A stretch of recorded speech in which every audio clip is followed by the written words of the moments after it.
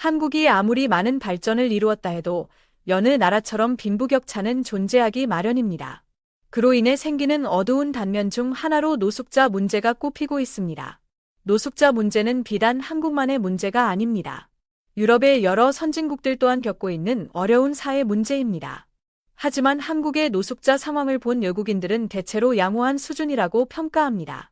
자국과 비교했을 때 한국의 상황이 덜 심각할 뿐 아니라 오히려 한국의 높은 시민의식을 칭찬하기도 합니다. 한국에서는 노숙자를 위한 쉼터나 무료 급식소를 운영하고 있습니다. 이러한 급식소에서 한국 노숙자들이 질서정연하게 줄을 서서 순서를 기다리는 모습은 외국인들에게 큰 인상을 주었습니다. 남에게 피해를 주지 않고 자신의 차례를 지키는 모습이 놀라웠던 것입니다. 또한 한국의 기차역 같은 공공장소에서 사람들이 소지품이나 음료수를 자리에 두고 잠시 떠나도 아무도 훔쳐가지 않는다는 사실에 외국인들은 크게 놀랍니다. 한국인에게는 너무나 당연한 일상이기에 외국인들의 이러한 반응이 오히려 낯설게 느껴질 정도입니다. 한국의 기차역 환경 자체도 외국인들에게는 놀라움의 대상입니다. 계절에 맞춰 쾌적한 환경을 제공하는 한국의 역은 추울 때는 난방이, 더울 때는 냉방이 잘 갖추어져 있습니다. 비 오는 날에는 입구에 우산 빗물 제거기를 비치하여 청결을 유지합니다. 이러한 환경 덕분에 한국의 노숙자들은 다른 나라의 노숙자들보다 상대적으로 나은 환경에서 지낼 수 있다는 점에서 외국인들은 부러움을 표현하기도 합니다. 외국인들의 자국 상황은 이와 대조적입니다. 한국과 같은 편의 시설이 부족할 뿐만 아니라 노숙자들에게서 질서나 시민의식을 찾아보기 어렵다고 합니다. 노숙자에 의한 사건 사고도 빈번하게 발생합니다. 캘리포니아에서는 노숙자의 60% 이상이 길거리에서 생활하는 것으로 알려졌으며 미국 전역에서 노숙자 관련 사건이 끊이지 않고 있습니다. 샌프란시스코에서는 귀가하던 여성이 아파트 입구에서 노숙자에게 공격당하는 CCTV 영상이 공개되어 큰 논란이 되었습니다. 또한 노숙자에게 친절을 베풀어 외투를 벗어주었던 아시아계 남성이 오히려 폭행당하고 지갑을 빼앗기는 사건도 있었습니다. 이러한 단순 범죄를 넘어 외국에서는 노숙자에 의한 살인 사건까지 발생하여 사회적 불안감을 키우고 있습니다. LA 타임스 보도에 따르면 유니언 스테이션 인근 버스 정류장에서 한 시민이 노숙자의 공격으로 목숨을 잃는 비극적인 일도 있었습니다. 이처럼 자국에서 노숙자 문제로 어려움을 겪는 외국인들이 한국의 상황을 보고 놀라는 것은 어쩌면 당연한 일입니다. 일부 외국인들은 한국이야말로 진정한 선진국이라고 말하기도 합니다. 각 나라가 좋은 점을 부각하기는 쉽지만 사회의 어두운 면을 외면하지 않고 극복하려 노력하는 것은 매우 어려운 일이기 때문입니다. 한국은 노숙자 문제를 숨기기보다 기술과 복지 시스템을 활용하여 이들이 조금이나마 편안하게 생활할 수 있도록 지원하려 했습니다. 물론 국가 이미지 측면에서는 노숙자가 없는 것처럼 보이는 것이 더 좋을 수 있습니다. 하지만 한국 사회에는 노숙자 또한 생명을 가진 한 사람이며 같은 한국인이라는 인식이 자리 잡고 있습니다. 타인에게 큰 해를 끼치지 않는 한 더불어 살아가기 위해 노력하는 것이 한국인의 정서에 부합한다고 여기는 것입니다.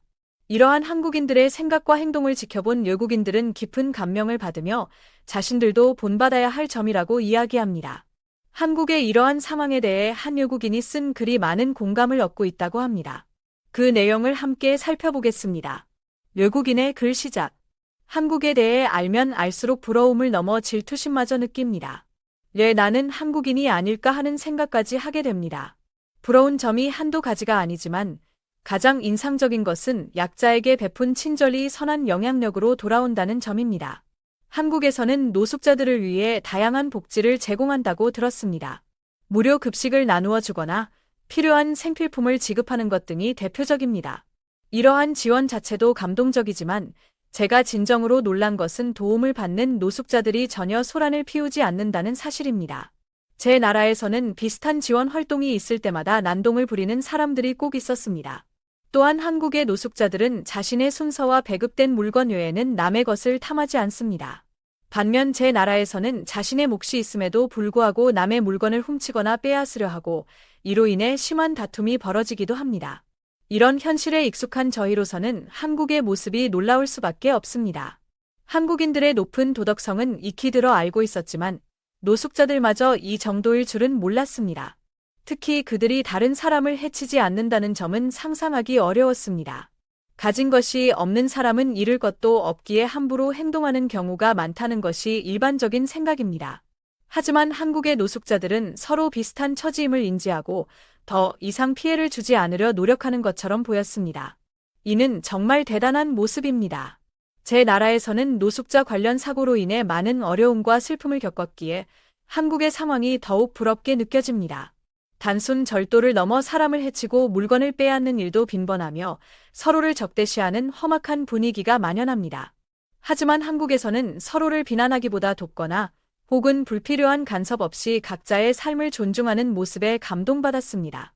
타인에게 지나치게 신경 쓰지 않는 태도가 어려운 처지에 있는 사람을 함부로 깎아내리지 않는 존중의 문화로 이어진다고 생각합니다.